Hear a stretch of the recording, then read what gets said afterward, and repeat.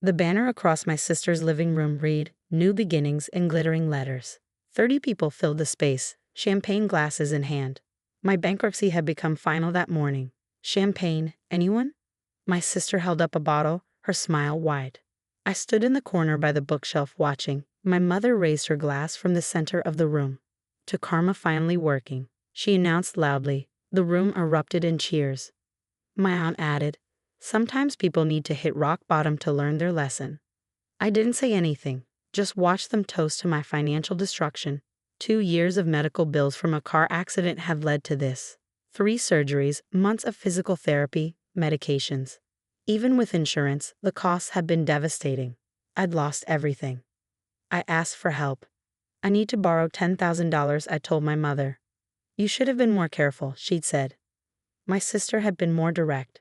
"I'm not enabling your poor choices.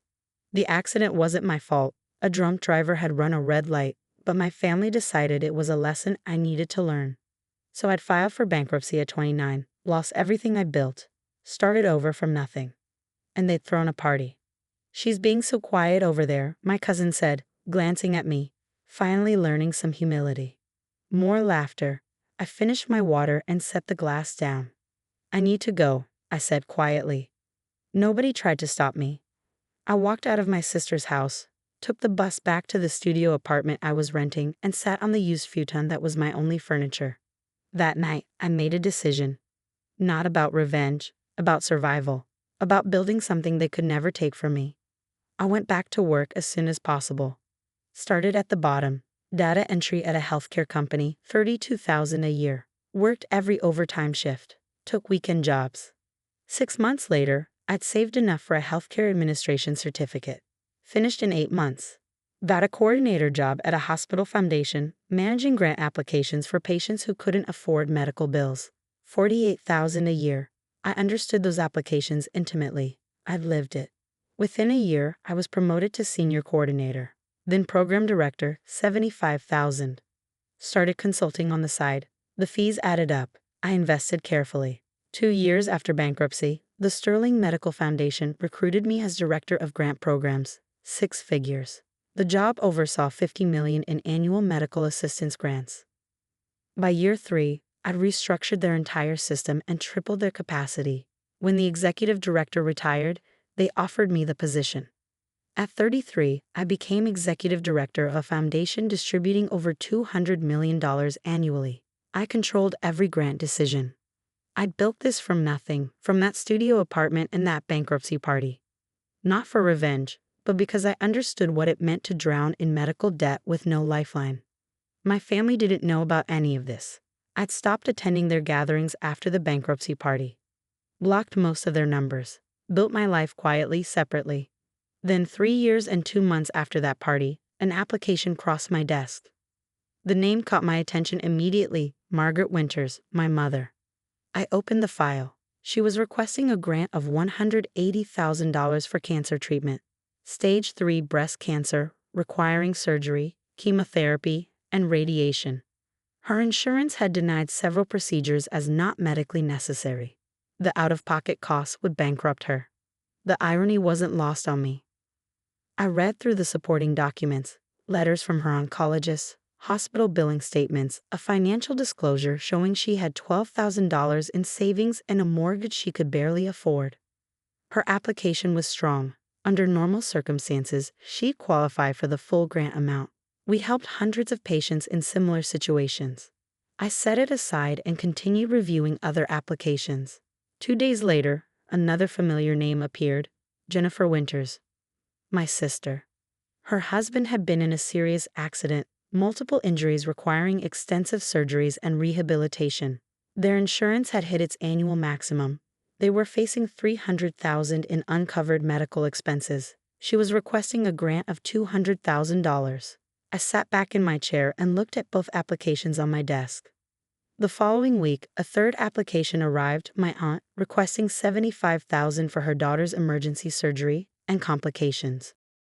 3 applications, 3 family members, all requesting assistance from the foundation I controlled. None of them knew I worked there. The foundation's executive director wasn't publicly listed on the website, and I kept my career progression completely private. As far as they knew, I was still struggling somewhere, maybe still paying off that bankruptcy. My assistant knocked on my office door. "Ms. Winters? The grant committee meeting is in 10 minutes. "Thank you, I'll be right there." I gathered the 3 applications and walked to the conference room. Our grant committee consisted of 5 medical professionals, 2 social workers, and 3 community members. I chaired the meetings but rarely influenced decisions directly. The committee reviewed applications based on medical necessity, financial need, and available funding. We went through 15 applications that afternoon. All 3 of my family members' requests were on the agenda. Application 2847, Margaret Winters. Dr. Patterson read the summary. Stage 3 breast cancer, requesting $180,000 for treatment costs. Medical documentation is solid. Financial need is clearly established. I recommend full approval. The committee nodded in agreement.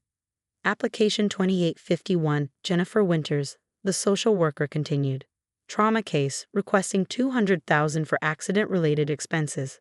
Again, strong medical justification and demonstrated financial hardship. I move for approval. Application 2856, another member added. Pediatric emergency surgery, $75,000 requested. Time-sensitive medical need, clear qualification for assistance. The committee was moving toward approval on all 3, standard procedure. They met our criteria.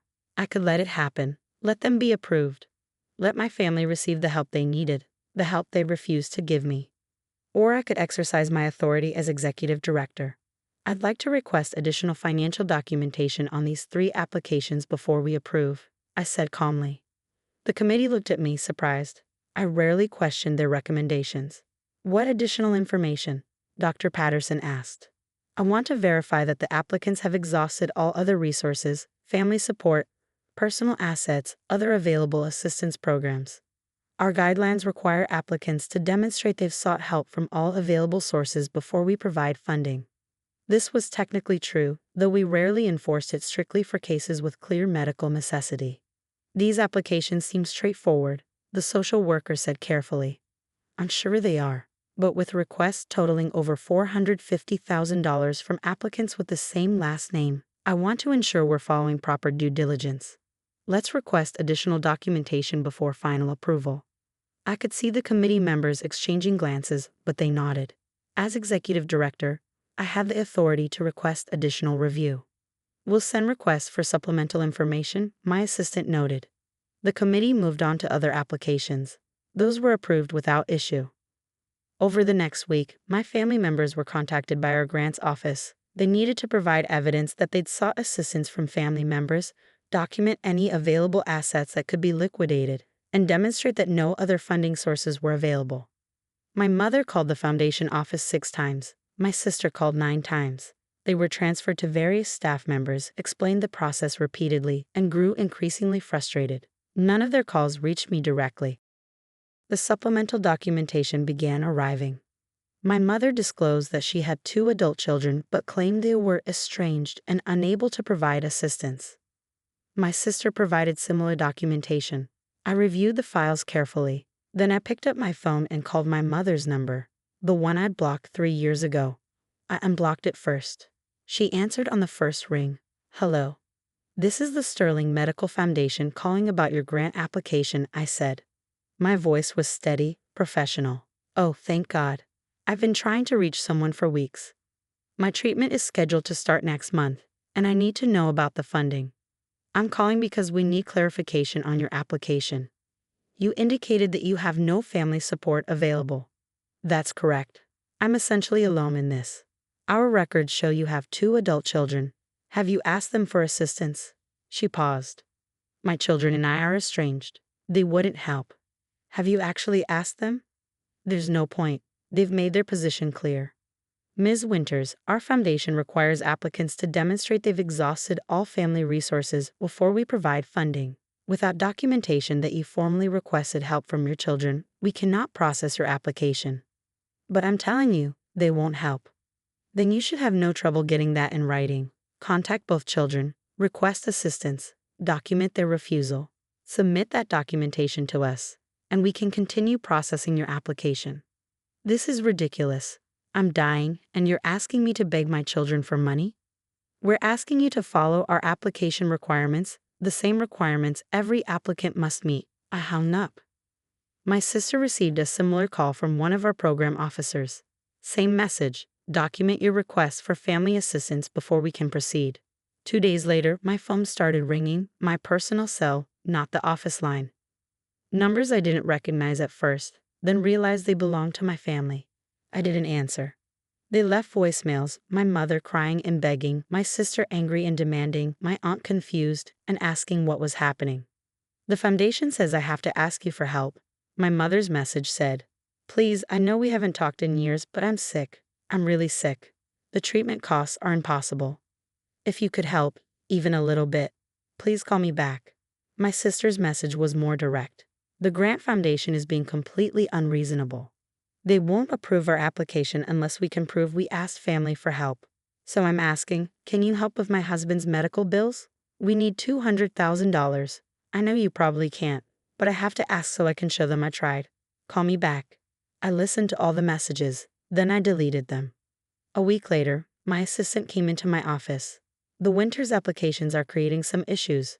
The applicants keep calling, saying they can't reach their family members to get the required documentation. They're asking for exceptions to the policy. No exceptions, I said. Policy applies to everyone equally. One of them asked to speak with you directly, Margaret Winters. She says it's urgent. Transfer her to my line. A moment later, my phone rang. I answered.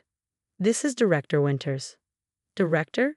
I've been trying to reach someone in charge for weeks. My name is Margaret Winters, and I'm applying for a medical grant. Your staff is requiring documentation that's impossible for me to obtain. What documentation is that? They want me to prove I asked my daughter for financial help. But my daughter and I don't speak. We haven't spoken in 3 years. Why not? That's personal. Family issues. It's complicated. Then uncomplicate it. Pick up the phone and call her. You don't understand. She won't help. She's probably still struggling herself after her bankruptcy. Her bankruptcy? She made some poor financial choices a few years ago. Ended up in bankruptcy. She doesn't have money to help anyone. I see. And did you help her during that bankruptcy? Silence on the other end. Ms. Winters? That was different. She needed to learn responsibility.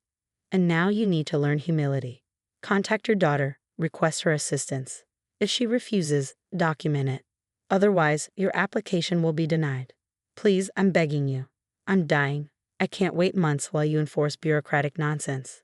You have 2 weeks to provide the documentation. After that, your application will be closed. I hung up. That evening, my personal phone rang again, my mother's number. I answered this time. Hello, Mom. She gasped. You answered. You called. I need help. I'm sick, cancer. The bills are over $100,000 and my insurance won't cover it. I applied for a grant, but they're making me jump through impossible hoops.